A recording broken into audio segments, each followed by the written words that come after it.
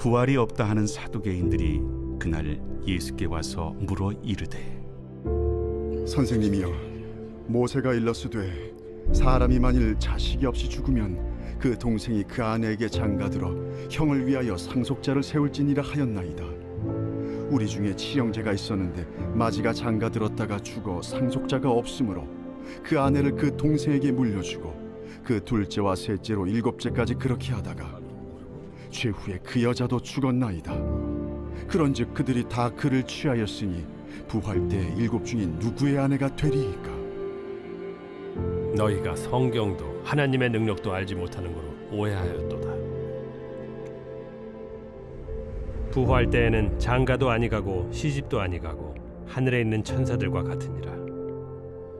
죽은 자의 부활을 논할진대 하나님이 너희에게 말씀하신 바 나는 아브라함의 하나님이요 이삭의 하나님이요 야곱의 하나님이로라 하신 것을 읽어보지 못하였느냐?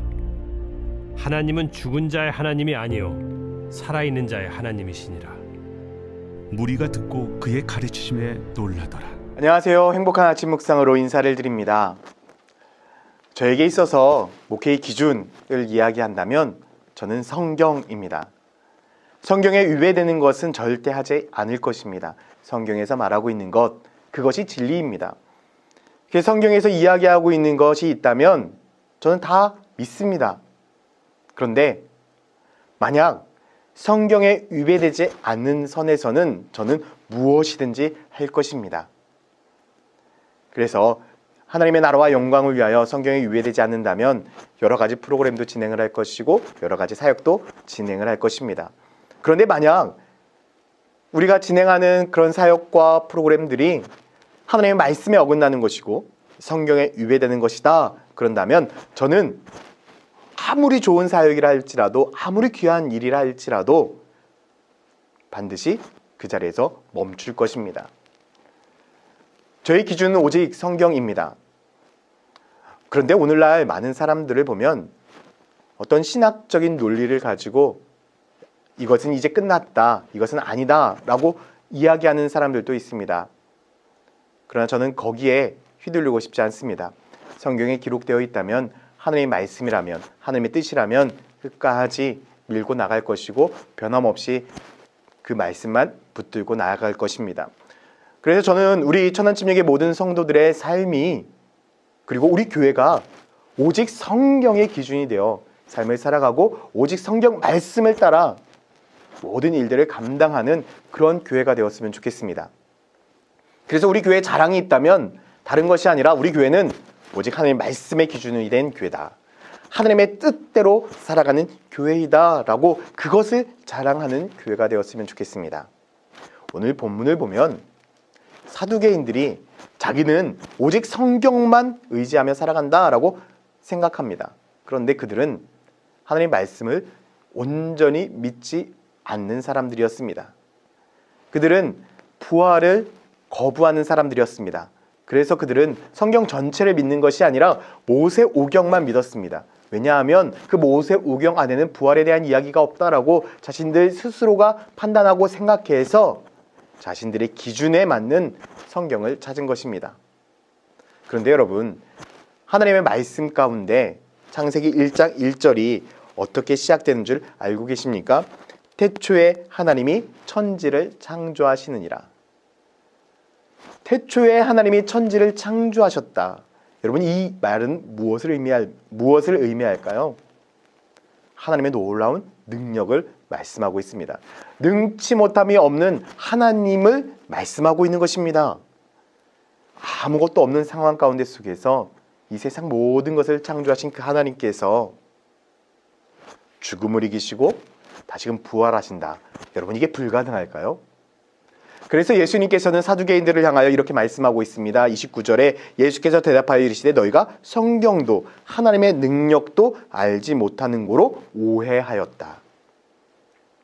사두개인들은 자신의 기준에 따라서 하나님의 능력을 오해했습니다. 저는 이렇게 생각합니다. 오해가 아닙니다. 믿지 못하는 것입니다. 하나님은 능치 못함이 없는 분입니다. 왜냐하면 하나님은 지금도 살아계셔서 역사하시는 분이기 때문에 그렇습니다. 오늘 본문 32절에도 예수님은 분명히 이렇게 말씀합니다. 나는 아브라함의 하나님이요 이삭의 하나님이요 야곱의 하나님이로다 하시는 것을 읽어보지 못하였느냐. 하나님은 죽은 자의 하나님이 아니요 살아있는 자의 하나님이다. 주님은 지금도 살아계셔서 우리와 함께 하시고 우리들의 인생 가운데 놀라운 축복을 이루시며 놀라운 능력을 이루어가고 있습니다. 사랑하는 성도 여러분, 사두개인들과 같이 하나님의 능력을 오해하면서 살아가고 있진 않은지, 하나님이 과연 하실 수 있을까? 예수님이 과연 이 일들을 이루실 수 있을까? 하나님이 내 삶을 이해할까? 지금 내 상황을 예수님이 알고 계실까? 우리는 신앙생활하면서 때로는 이렇게 물음표 인생을 살아갑니다. 저는 우리들의 신앙이 물음표 인생이 아니라 느낌표 인생이 되었으면 좋겠습니다. 그래, 하나님이라면 하실 수 있어. 하나님은 반드시 하시지. 오늘날 많은 성도들이 물음표 인생을 살아가고 있기 때문에 우리들의 인생에 놀라운 축복을 누리지 못하고 있는 것입니다. 사두개인들처럼 자기의 기준에 빠져서 살아간다면 평생 하나님의 은혜를 누리고 하나님의 축복을 누리지 못합니다. 저는 모든 성도들이 살아계신 아버지 하나님의 능력을, 다시금 부활하신 하나님의 권능을 믿었으면 좋겠습니다. 그리고 우리들의 인생 가운데 모든 병든 자를 고치시고 심지어는 죽은 자까지도 살려내시는 그 아버지 하나님의 능력을 믿는 믿음의 사람이 되어서 하나님의 능력을 통해서 우리들의 인생이 권능의 인생, 성령 충만한 인생, 기적의 인생이 되기를 소망합니다. 그래서 29일의 기도행전 동안 우리 모든 성도들의 삶 속에서 기적과 같은 놀라운 간증들이 넘쳐났으면 좋겠습니다. 왜냐하면 우리는 살아계신 하나님께 기도할 것이기 때문입니다. 사랑하는 성도 여러분, 오늘 하루 살아계신 그 하나님과 축복의 삶을 누리는 저와 여러분들 되기를 예수님의 이름으로 축원드립니다. 기도하겠습니다. 오늘 이 시간 우리가 권능의 하나님 앞에, 능력의 하나님 앞에 기도합니다. 하나님, 우리와 함께 살아계셔서 지금도 역사하시는 그 하나님께서 우리들의 모든 상황과 환경을 뛰어넘어 반전의 역사를 이루시게 하여 주시고 오늘 하루도 하나님의 은혜와 충만함 가운데 주님의 기적과 같은 축복을 누리며 살아가게 하여 주시옵소서. 감사드리며 예수 그리스도의 이름으로 기도드렸습니다. 아멘.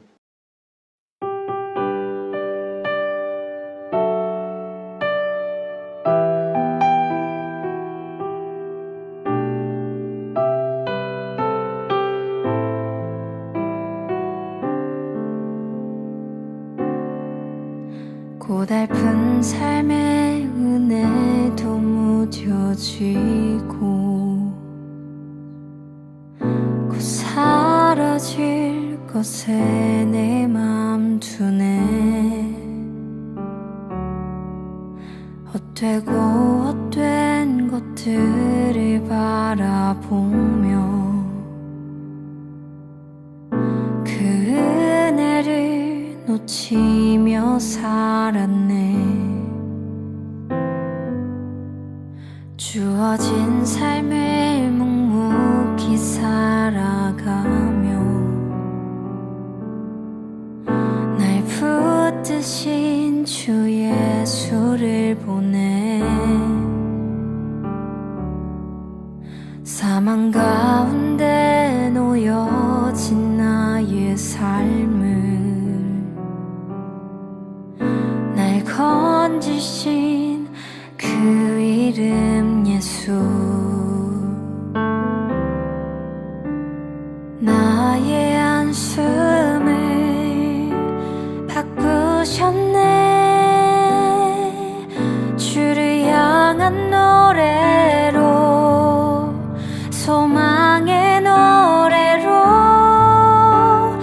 나의 눈물을 거두신 주 예수 이름 안에 살게 하소서.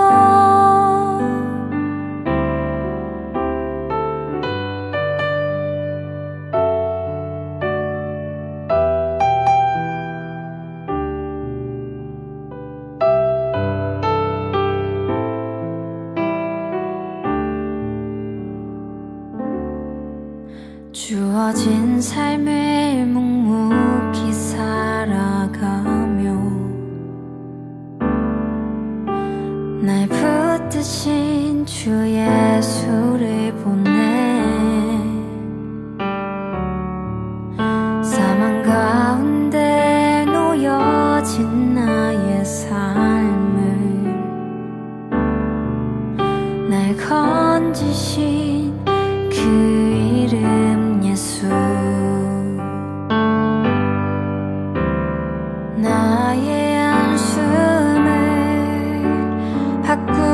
않네